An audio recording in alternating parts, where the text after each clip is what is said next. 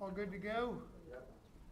Wonderful. Good morning. Greg Holmes and Chelsea Mayer here with Holmes Homes Incorporated. We've got a few new projects to talk to you about today. We got out of our Falls Church comfort zone and actually just completed the one on the screen in Rockville, Maryland. So, Greg, could you move your mic up?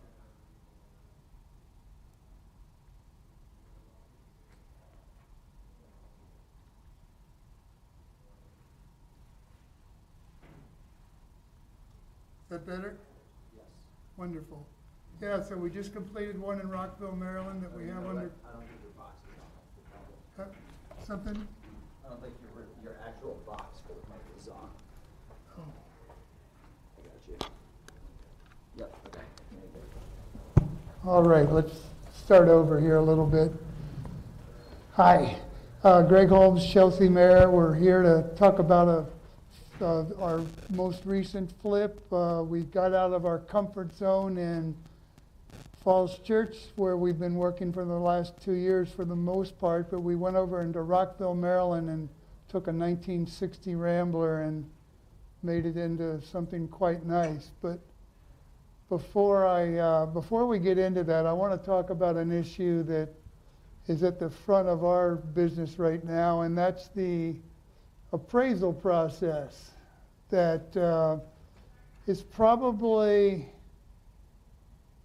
one of the biggest challenges when you're doing flips into a marketplace, because obviously if you're going to be flipping something and you're doing something that is going to be not just a paint and carpet and patch up, it's something that's dramatically going to change a property and it's going to have a cost associated with it that are quite substantial, then ultimately you will be selling at a price that will be far above any comparables that people can come up with.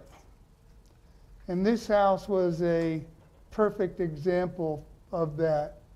There had been several renovations done of this same square footage Rambler where you had roughly 1,000 square feet upstairs, and then downstairs you could have anywhere from a maximum of 1,000 finished square feet, or maybe just a little bit. You have to have some utility room down there. But in this house we just had maybe 7 by 5, maybe 35 square feet where the furnace and hot water heater were. So we had almost 1,000 square feet downstairs, and it became quite different than the other ones, because the other ones that were selling in there that had been renovated had maybe a rec room, maybe a bathroom, and possibly 500 square feet in the basement, where we had basically 1,000 square feet in the basement. And this has been hard to justify with the appraiser on this property. The other comps were in the low 5 to mid 5 range. I think one 4 doors down and across the street just sold for $555. Yeah. And $565. so we put this house on the market at $599, which was pretty aggressive. Within 2 days, we had an offer at $630 and an offer at $650. The $630 offer asked us what they had to do to not go into a weekend open house. We said $675. They then came back and said that they would do $640. And I said, well, we already have a $650. Are you not believing me, or do you want to see it? Because your $640 isn't going to win. So we went into the open house, and this is where I don't think I've ever seen anything like this in my life. We had 106 people through a Saturday and Sunday open house and did not produce another contract, which is insane when you see the condition of this house. Now, I've made a mistake I'll never do again. This is the first flip I've ever done where I didn't have control of it because I no longer have a Maryland real estate license. And I think it was butchered from the listing side in Maryland. And I think when he did his open houses, he prohibited us from coming to our own open houses, which was insane because who better to explain this property than us? And I don't know what he did to not be able to produce another open house. But we went back to the 650 contract on Monday and said, we're willing to sign your contract. And they go, we're very excited. So moving forward with a 650. And now we've been informed 3 days ago that it didn't appraise. And we're sitting here waiting for, okay, give me the number. And they can't give me the number. Well, what do you mean it didn't appraise and you can't give me the number? So we're in a very unique situation right now. I want to go back to the 640, but I don't want to go back to the 640 if the under appraiser is 645 on a 650. So we're kind of in a quarry that I don't think I'd be in if I had control of the listing side and had communication ability with the other parties. But we've been sort of frozen out and not getting anywhere, which is really, really, really frustrating. But to that point, the response from the typical real estate community is, well, you don't have any comps. Well, of course you don't have any comps. There aren't going to be comps when you do something that far exceeds the neighborhood. What we easily proved was that with a high in the neighborhood of 555, we had not one but two buyers that immediately wanted to go way over without even being, we didn't even tell either one of those about another. Both offers came in pretty much simultaneously, so 630 and 650, the buying public easily saw the value of this property, but now we're back to an appraiser that doesn't see the value. So, yeah, go ahead and ask a question. Was there an appraisal packet that the listing agent had with, back in '06 or whatever, when I helped an investor, we did a flip and we had an appraisal packet, we had a list of items of updates that were updated. Well, yes, the question was, did we have an appraisal package? And so we prepared an itemized list of what we had done.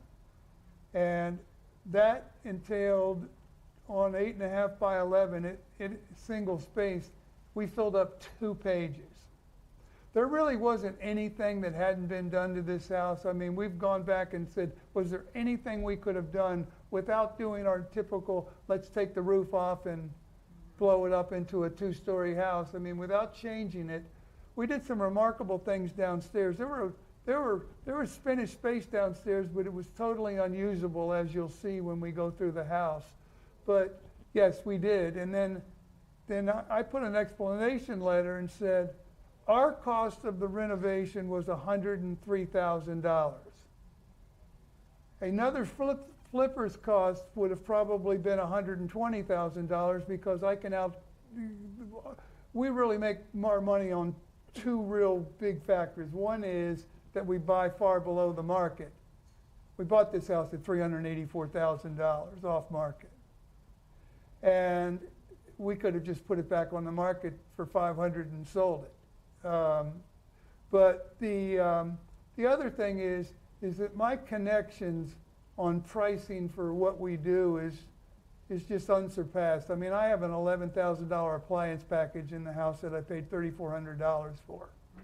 And so that's why I say comfortably that another flipper would have spent $120 to $125, and a homeowner would have had to pay somebody to do it and would have spent $150 to $175 to get it to where we are. So then I just always ask an appraiser a simple question. Why would somebody spend X amount of dollars if you couldn't get 2 times X of what you spent? Because they go, well, you only spent 100,000 and therefore it goes up 100,000. No, it doesn't. Because if that was the case, nobody would flip, nobody would improve. But appraisers do not understand that. They just simply do not understand it. So our question is now is how much did he misunderstand it by? I don't want to call the 640 back and say you're back in the game until I have a better understanding. Well, the great thing is I have a captive audience. There's no competition in the entire zip code. There's one available listing. So they didn't go buy something else. Yes? So aren't they required, or is Maryland different? Aren't they required to tell you what the appraised value is? Well, of course they are. Of course they are. Stalling a little bit. It's Yeah. a bit of a game, I think, as well. But my listing agent says, I would never talk to an appraiser. I've spent 35 years talking to every single appraiser that ever went through one of my listings. Where did you find that? Where did you find that listing agent? Well, I won't disparage somebody right now, but I went with friends of mine that over the last 40 years have dominated Montgomery County, and they unbelievably they passed me on to. When I had a major team, I would never pass a listing to anybody on my team. I did all listings and all contract negotiations, even when I did 450 transactions in a year. I did all listing presentations. So it's been handled atrociously. I mean, 102 people threw an open house, and I said, well, what's my follow-up? There's got to be some follow-up, and there's got to be some feedback. And, you know, where's my other contracts? Because everything's getting 8 and 10 contracts, not 1 or 2. But, all right, so let's move on and let's talk about this, a little bit of what we did. That's what we started with. So it had a handicap ramp that took up a majority of the front yard. It had no walkway. And so on the exterior, we put a new roof. We painted the brick. We put new windows, new door, new lighting, new gutters, new soffits, new siding on the side. It's a brick all the way around, but it has the triangular soffits on the side. And so therefore, everything that could be done was done outside. We put a flagstone front porch on, and we put a flagstone walkway to the driveway. We tore out a lot of the old landscaping. We put new landscaping on the right side of the house. And as you'll see, I mean, there wasn't anything else that could be done to it. Oops. You're just telling me to go here, right? Yep. There's the back. I mean, it doesn't even look like the same property. There's a huge deck. That deck is probably 15. It doesn't look like it from that picture, but it's probably 15 feet by 18 feet.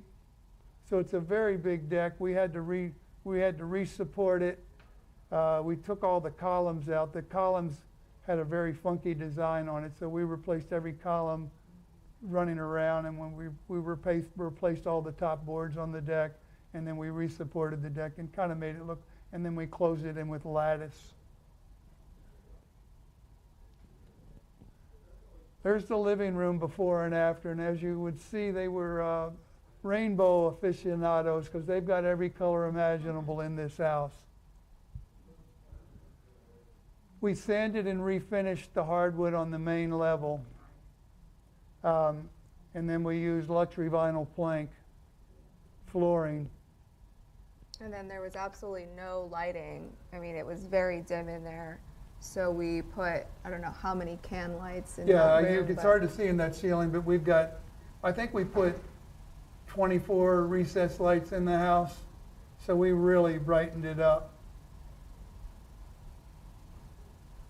Now, there was a little teeny dining room leading to a small kitchen, and we took the back half of that wall down and opened it up, and we slid the refrigerator a little bit into where the dining room would have been, and still had an adequate space for a formal dining room, but we really opened up the kitchen by not having the refrigerator in the small box that we had to work with.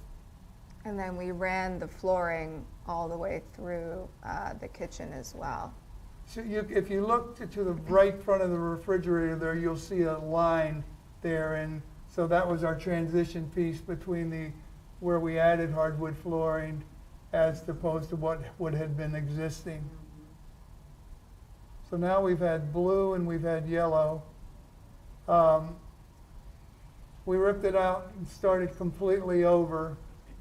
Went to 42-inch cabinets, all new appliances, quartz countertops, really nice backsplash, and made a small kitchen really nice and kept it bright and white to save the size.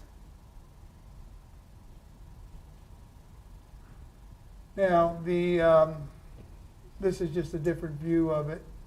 We captured right up. We had to keep a big enough opening to get through to the downstairs into the back door.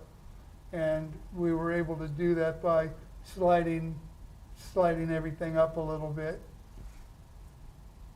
We removed the door too, Yeah. didn't we? So It was the door was kind of bulky useless. in there, so Yeah. and didn't see any need for it, and we removed it.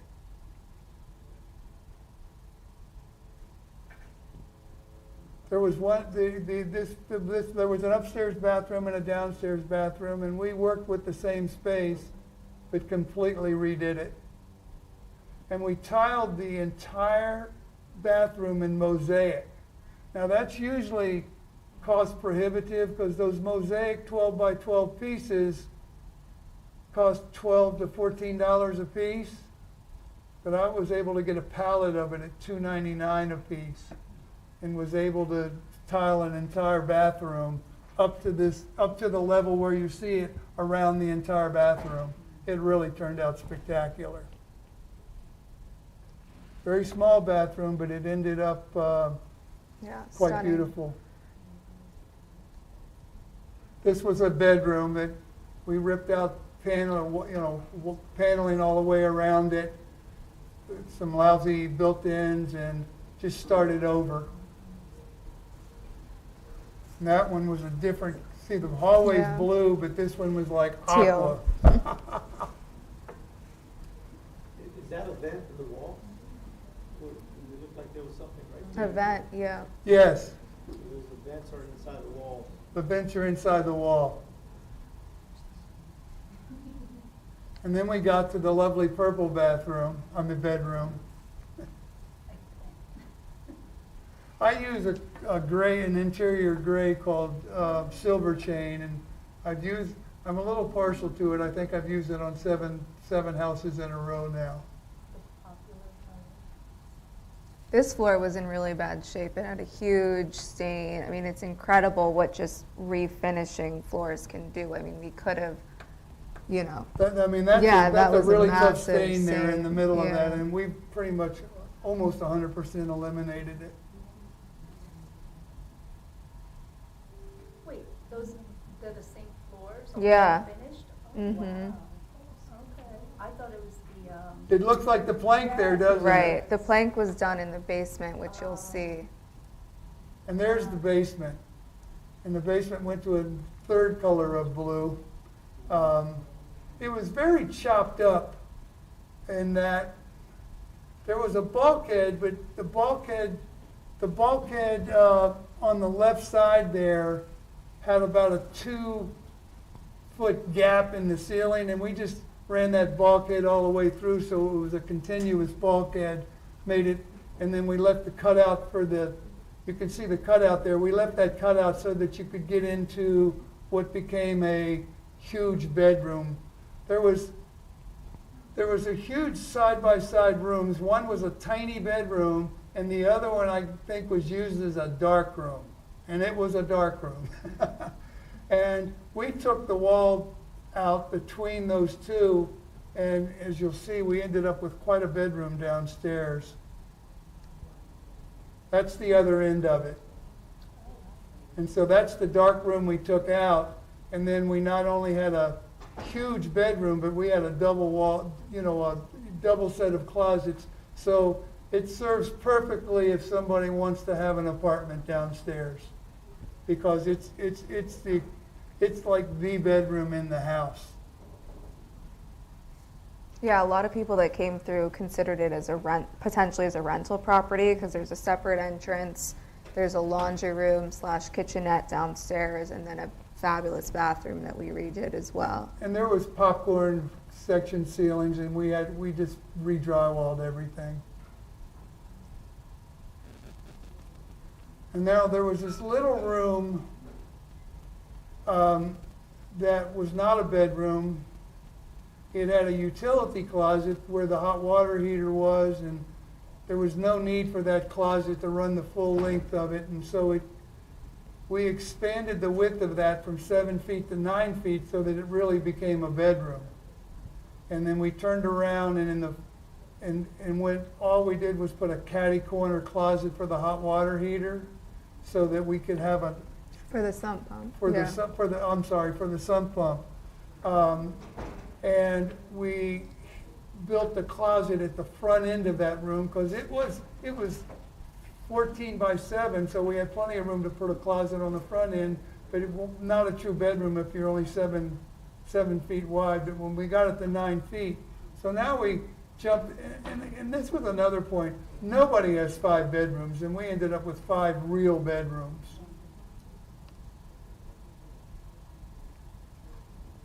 The lower bathroom ended up nicer than the upper bathroom. I like both. I just thought that this shower just turned out absolutely Yeah. spectacular. And I used the same subway tiles, but used 2 different, I think upstairs they were 4 by 9, and then I think I did 4 by 16s in the lower one. And then, of course, we built a nice niche into the wall here as well. Got a bigger vanity than was there. I had that window to deal with, so I turned my mirror sideways, and I couldn't see into it, but Chelsea could.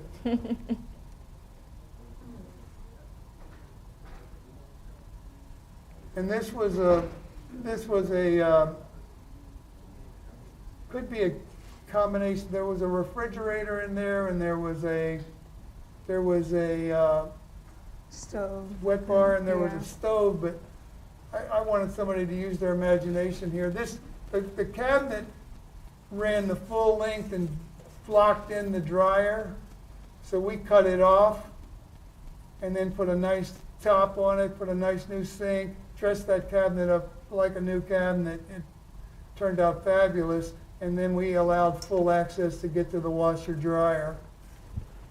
And again, that vinyl planking is in there as well. This is 2 pictures there. This is the old, so we replaced the furnace inside and out. We replaced the hot water heater, and we just cleaned up the room quite a bit.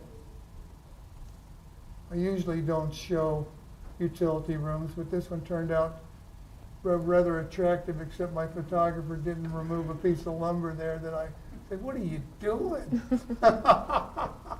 After she was gone, I go, "Come on, you didn't leave that piece of wood laying in there." And then it had a shed that looked like it needed to be torn down, and we rebuilt it, and it turned out, I thought, adorable, and we matched it to the house.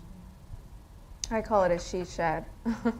We also built a whole privacy fence, which no other renovation, let alone house in the area, had put in a new fence. Usually most of the houses kept the old metal chain link fence, so. It's a big shed too. It's funny because it's the same size, but it looks a lot bigger. We took down a lot of trees and cleared out the backyard. Well, one tree had fallen over onto the fence. So Onto we the kind of, neighbor's chain link fence, and so we had to get rid of that. We still have to go back and clean up for him. He called me yesterday. We cleaned up all the tree debris, but he wants his chain link fence fixed a little bit better than what we did. And I go, "Why don't you tear it down? You have a nice privacy fence." That was my idea. yeah. so I think he wants his chain link fence rebuilt behind it, which we'll do. Now look at the condition of that deck as to what it was and to what we got it to. And you can see all those funky posts that we got rid of.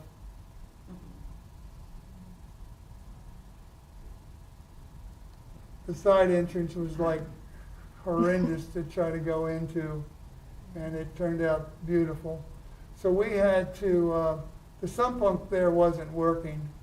We had to replace that sump, we had to replace both, I think both sump pumps, and then wire this differently. They were wiring it into the light, and that might be why it wasn't working, but we rewired it right to the box.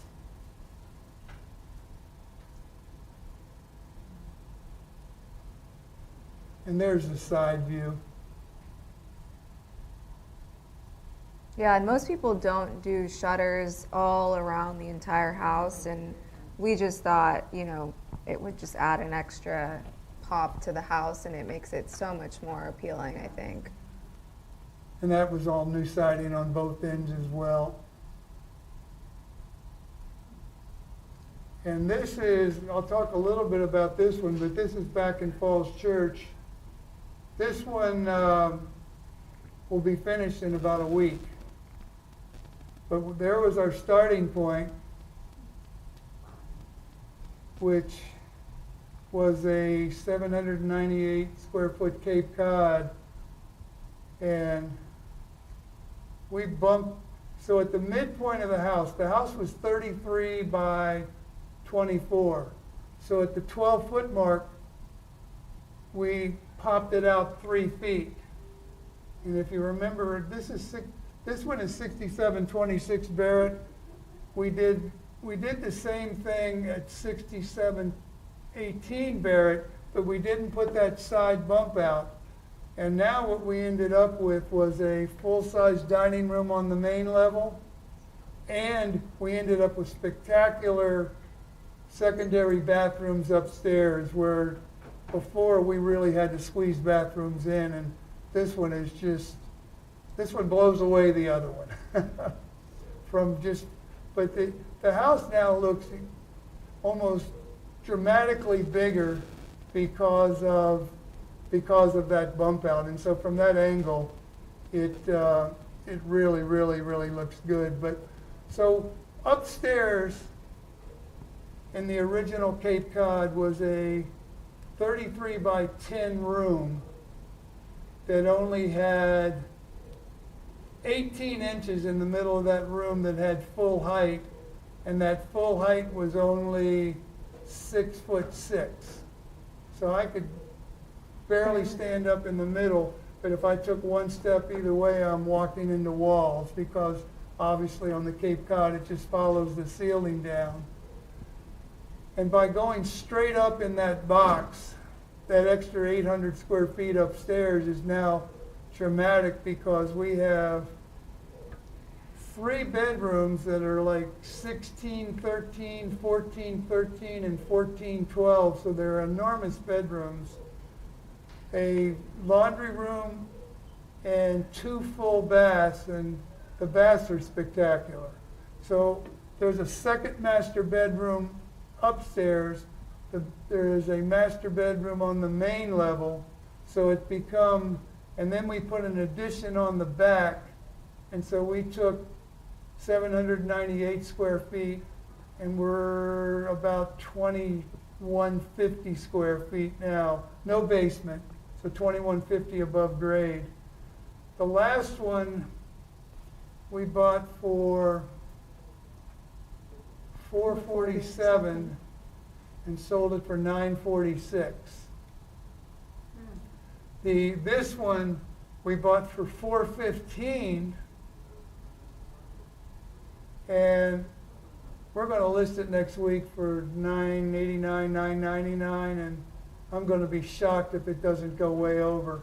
Falls Church market is pretty interesting there right now, in that in any of the zip codes, so 22041, 42, 43, 46. Yesterday morning there were 12 available houses in all Olive Falls Church. It's been funny, I look at it every morning, and I've been meaning to tell you this, I was going to tell you which one will sell today. It's pretty easy to pick off so the nicest one available of the 12 sells. 8 of the 12 are junk, it's just not selling. There's a house that looks like a castle that's at $1 million or $1,000,025, and it's like, you got to be kidding me. That house is never going to sell. And then there was another house that started at $999 this time last year, and I said I might pay $499 for it. And now it's at $699, and I'm thinking whether I would pay $499 for it. So do you guys have like the calculation of how you determine whether or not this is a good investment or not? Like like if you figure you're gonna buy this house at the first one, 200 or whatever thousand, and then you factor in what it's gonna take versus the market, what it would sell for, how do you do your calculation? Well, Or determine I've whether it's a done good- over 250 of them now, Oh, wow, okay. and then I have the experience of having sold 4,000 houses So in I'm Northern. a newbie, so Okay, I no, wanna so- understand. Oh, yeah, exactly, Yeah, exactly. I- Well, you need somebody like me to tell you whether, Yeah, that's not something that a newbie could quite figure out right. unless the numbers are so enormous that you know that there's no doubt.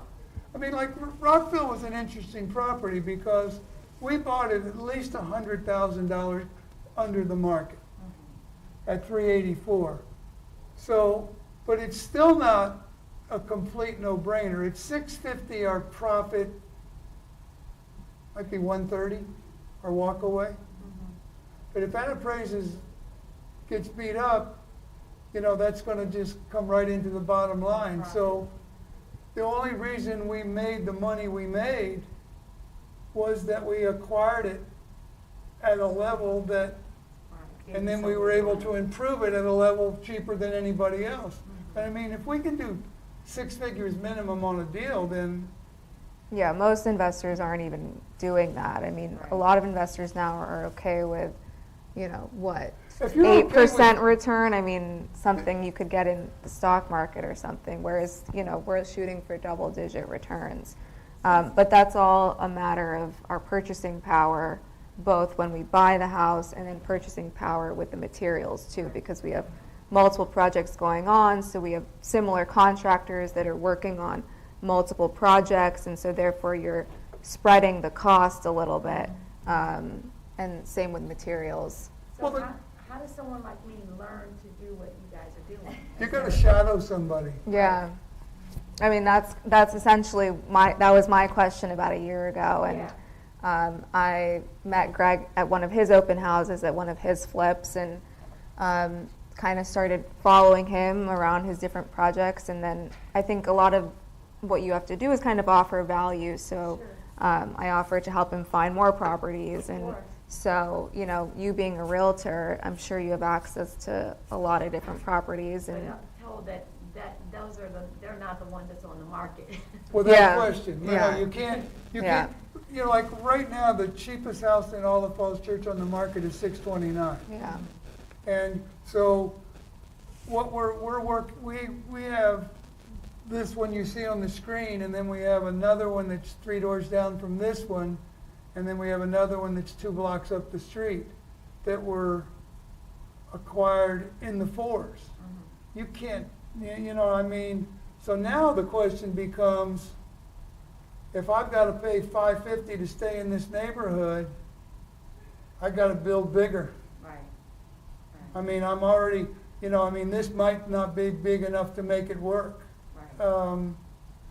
Now this house will be an absolute home run. I mean, my numbers on this house are, especially if there's a house that just sold on Slade Run for they put it on for $899 about 3 Fridays ago, and they had over 100 showings in the initial weekend, Wow. and sold it for $1,050,050. And The I- agent listed it at his cost, and he was taking a big risk. It was an investor, and he literally listed it at At his cost. his exact Because his cost. total profit was what he could get over what he was Yeah. asking for it. I mean, he's gonna fight an appraisal like crazy in there. Sure. But there's a lot of $1 million stuff falls into 2042 now, so it's there, but the, I mean, I wanna stay in there, but it has to be off market, and we were fortunate enough, we've got another one where we've already poured the foundation on the addition on, and we've already demoed the inside, and we're just waiting on trusses. Our lumber came today. Oh, great. So our lumber, so we've got 2 more we're working on in there, but when did we buy 6907? 6 months ago? June. June of last year, we still found Oh, one. 6907 we purchased in October, Halloween. Yeah. And so we were able to get that one at $499 as late as October. The other one we bought in June, yeah. and we got that for $440, which was, he was next door to the one we had finished, in between that one and this one, and needed to sell his mom's house, and I said, give me a number, and I'm like thinking he's gonna give me 5 1/4, and he gave me $445. Oh, wow. And then I said, well, I was thinking $435 was my quick response. And we ended up at $440, right? Mm-hmm. Yeah. I mean, that $440 acquisition on that one, really, now we've caught the big bump in pricing and bought it at the year before's price. So, I mean, that one's gonna be spectacular. Next question. So how are you finding these deals? Like, where are you finding the off-market deals? How you getting them? They're hard. They're extremely hard. Chelsea, you wanna talk to that a little bit? Yeah, so it's, in Falls Church, for example, Greg's name was known because he had built these beautiful homes and everyone had seen them come up over time. Everyone in the neighborhood knew, who he was and kind of watched it come up. So in the case of Barrett Road, for example, I think all of the homes had come just by, people seeing what you had done and had knocked kind of on your, or called him and said, would you be willing to sell to us? In terms of Rockville and the other one on Barrett, we've kind of built this algorithm to find off-market properties. So it's a mix of pulling public records, same thing as, you guys probably do, is calling around, negotiating, doing the due diligence, and then hopefully a lot of these properties are distressed, so there's not going to be a retail buyer for them. So I think finding a distressed property that you literally can't put on the market because it's in pretty bad condition and it's going to need work, you're able to get a good deal on. The one that we haven't shown yet that we bought for $500, that was actually on market, and we got in early. We put in a very aggressive offer, quick close, all cash, very favorable terms, and we're just on top of it and got the agent to sell it to us. And so sometimes you get lucky like that, but you also have to know the market. I mean, we knew that house was worth easily $600,000, but I think it was a mix between the agent not knowing the market, trying to get rid of it quickly, and then us being aggressive got us that property, for example. He had offers 30,000 higher than our offer and took our offer. Yeah. Why is that? Why didn't you think he took your offer? I think because we said we'll give you cash, non-contingent, and we'll Quick close close. in 2 days. Yeah.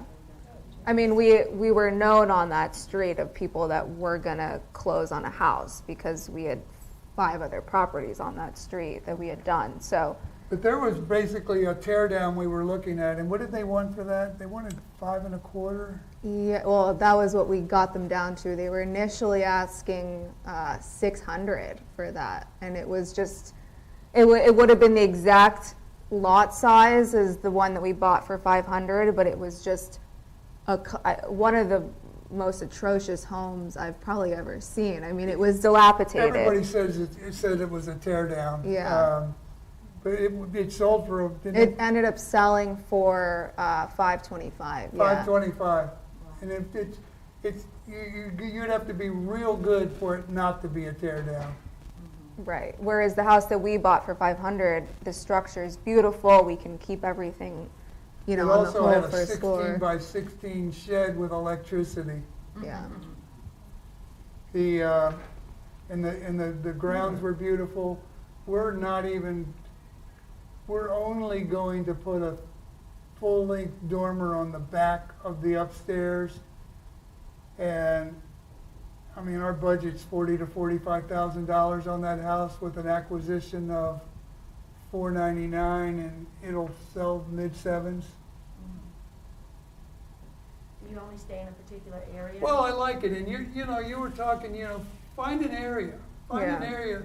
you know, just find an area that's got houses built in 1940 to 1965, and then just go in there and then drive through it and write down the crappiest houses you find, then go to tax records and start contacting those people that you want to sell your piece of junk. I mean, that's quite that, you know, that's not, you know, that's putting people, you know, but it's just like anything else. Most people won't do that. Yeah. But I mean, that's where you do it. And then like in your situation, man, where you haven't done anything, you find something like that and you bring it to us and we give you a piece of the deal. Well, I have one. It might be something that you might be Yeah. interested in. So, The, Yeah. but it's not over here. It's like on the south end of Preston County. that's okay. Okay. That's okay. I did tons in Woodbridge, you know, I've gotten spoiled. I mean, I love Falls Church. I know Falls Church really well. I think that market is the new North Arlington. And you start driving through there now and you start going, wow, there's a lot of really cool houses in here now. Do you pick up properties from wholesalers? Do you? Well, you know, the wholesalers aren't finding anything. Yeah. I mean, I would gladly pick up from wholesalers. Could you elaborate, bring it to you? What does that mean? Like, what kind of partnership? It would depend on the deal. I mean, to see what, in other words, I look at the deal and see what's in there and then see what I can afford to give you. And how much cost to take the roof off on this project? Something like this cost me in excess of $250. So we're in it $415, $250, and it's gonna sell for over $1 million. And that doesn't include holding costs, right? So you have to factor in, if you're gonna buy it all cash, are you gonna get a hard money loan? Where are you gonna get your financing from? Are you gonna pay interest? Are you just gonna, it's gonna be 100% equity?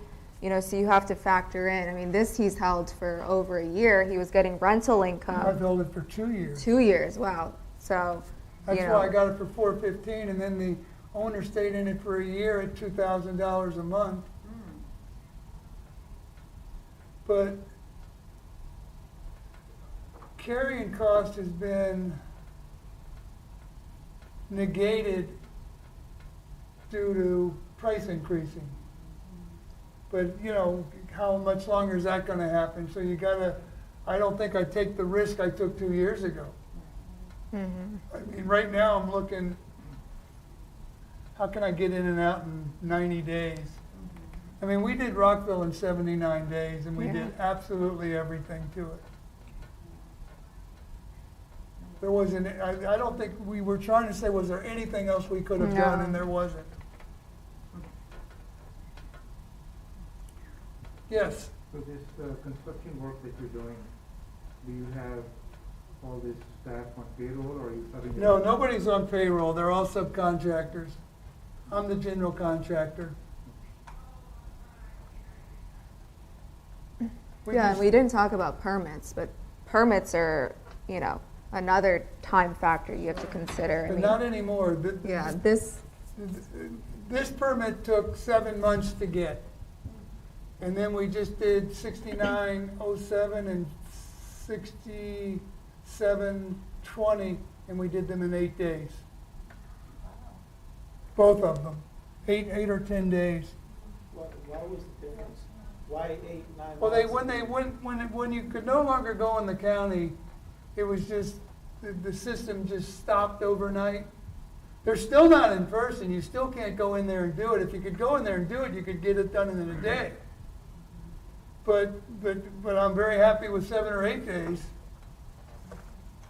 because that wasn't the case. But the permitting has got to be factored in, but not to the degree it was last year. Yeah.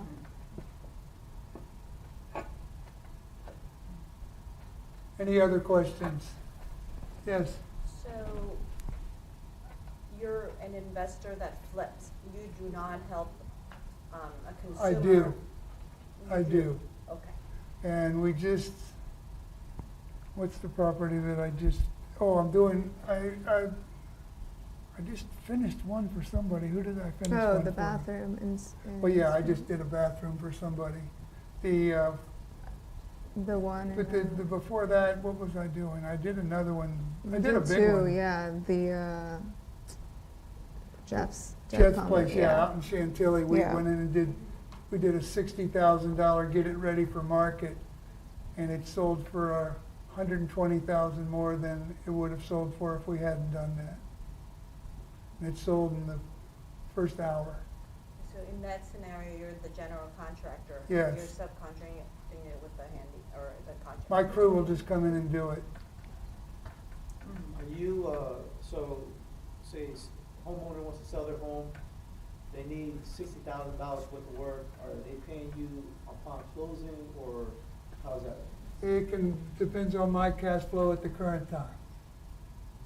I mean, if they want to be paid, if they want to do the deal paid at closing, I've got to be sitting in a situation where I can do that. I mean, like, I financed this one that you just looked at myself, so not only do I have a nice profit from that deal coming, but I have all my cash coming back out.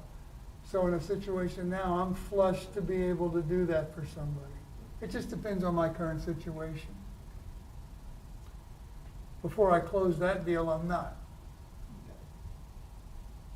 Does that make sense? Yes.